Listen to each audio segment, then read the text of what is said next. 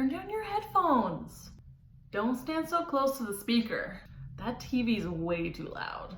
Do you want to permanently damage your hearing? Hello and welcome to Math Monday number 10, where we're talking about powers of 10. I didn't even plan that. It's so perfect. So today we're talking about sound intensity and decibels and how that scale works, because a lot of us have heard of decibels before but don't actually know what they are or what they mean. So great timing too with all the summer concerts and festivals going on. This way you can just be more aware of what it's doing to your ears. So talking about sound intensity, that's actually not synonymous with decibels. A lot of people think it is. Sound intensity, I, is the amount of power a sound has divided by how much area it's being spread over. So that's measured in watts per square meter.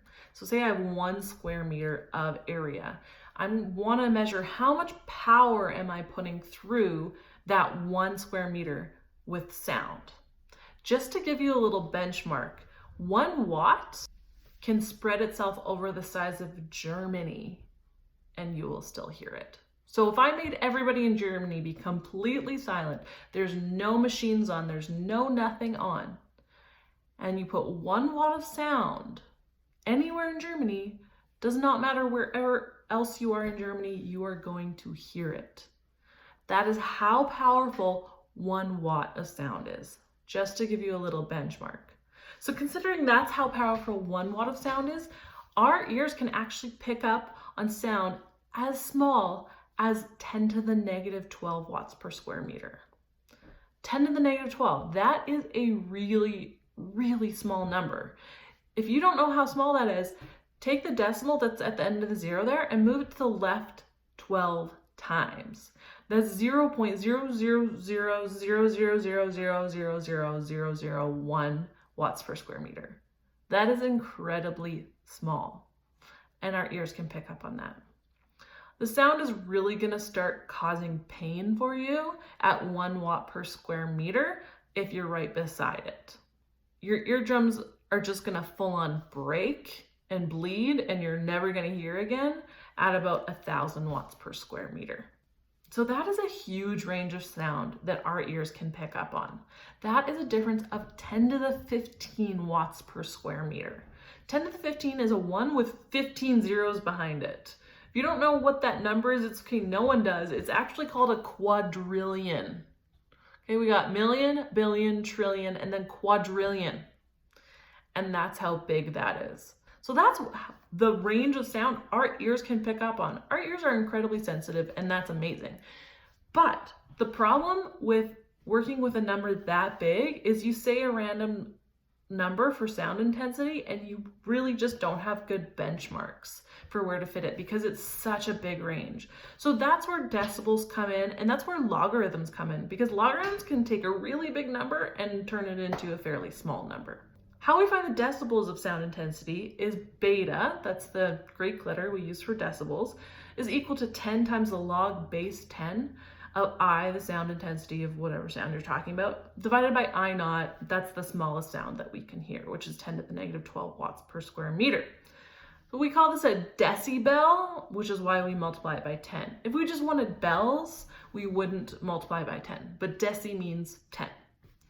If we put in our constant for the small sound we can hear, I naught, we get beta is equal to 10 times log base 10 of I over 10 to the negative 12. So if you don't remember how to work with logarithms, I did do a video on that, Math Monday number 9. You can go ahead, go watch that and come back to this one. Or if you just need a quick little reminder, I'm going to do that for you right now. Remember that logarithms are actually looking for the exponent that needs to be put on the base. So for example, say I had log base 10 of 1,000,000. What that is looking for is saying what exponent needs to be on the 10 to get 1,000,000. So what needs to be put on the 10? Well, that would be an exponent of 6. 10 to the power 6 is 1,000,000 because it's 1 with 6 zeros afterwards. So that is equal to 6. And that's all it's doing. It's saying what is the exponent that needs to go on the base. As you see, it takes a really big number, 1,000,000, and turns it into a really small number, 6. So that's why we use logarithms for decibels. So we can take this huge range of sound that we have and turn it into numbers that are much nicer to work with. So for example, a noisy restaurant is about 10 to the negative 5 watts per square meter. So say I want to figure out how many decibels that is. I have beta is equal to 10 times log base 10 of, the sound is 10 to the negative 5, divided by our threshold of hearing, 10 to the negative 12. In the future, I'm actually thinking I should probably do a video on exponent laws, but for now, just trust me that 10 to the negative 5 divided by 10 to the negative 12, what we have to do there is subtract the exponents. So negative 5 minus negative 12 is 7. What we have is 10 times log base 10 of 10 to the power 7. What exponent needs to go on the 10 to get 10 to the power 7? 7. It works out pretty nice when we're working with decibels that the exponent's actually already there. So what we have is 10 times 7, which is 70 decibels. So think about a noisy restaurant is about 70 decibels. That's a good benchmark that we use because 70 decibels, it's not really gonna hurt your ears or damage your hearing or anything like that, but prolonged exposure to 70 decibels is actually going to start stressing you out. I don't know if you've ever been in the situation where after a while in a noisy restaurant, you're like, okay, I'm done. I can't do this anymore. Too much going on, too much noise. I definitely get that way. So there you go. That's what 70 decibels is. A vacuum cleaner is usually about 10 to the negative 4 watts per square meter. And I'm talking about, one of those really noisy ones. So that's where it's starting to get really annoying. If we want to figure out how many decibels that is, we use the same formula. It's 10 times log base 10 of 10 to the power negative 4 divided by 10 to the power negative 12. Negative 4 minus negative 12 is 8. The log base 10 of 10 to the power of 8 is obviously 8 because the 8 is the exponent on the 10. All right, so we get 10 times 8, which is 80 decibels. And that's how loud a really noisy, annoying vacuum cleaner is. What's really important to note there is 10 to the negative 4 is 10 times bigger than 10 to the negative 5. So if we're comparing 80 decibels with 70 decibels, 80 decibels is actually 10 times larger, which is crazy because it doesn't seem like that big of a difference, but actually that 80 decibel sound is 10 times more intense in our ears than 70 decibels is.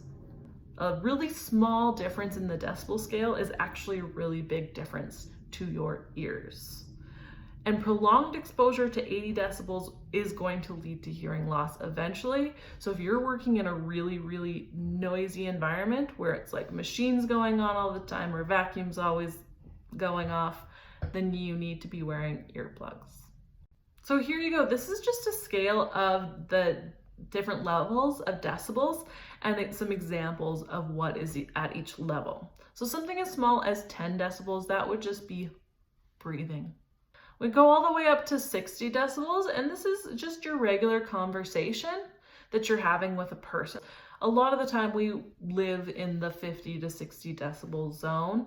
Unless you work in a very public place, like a restaurant, then you're always at 70 decibels.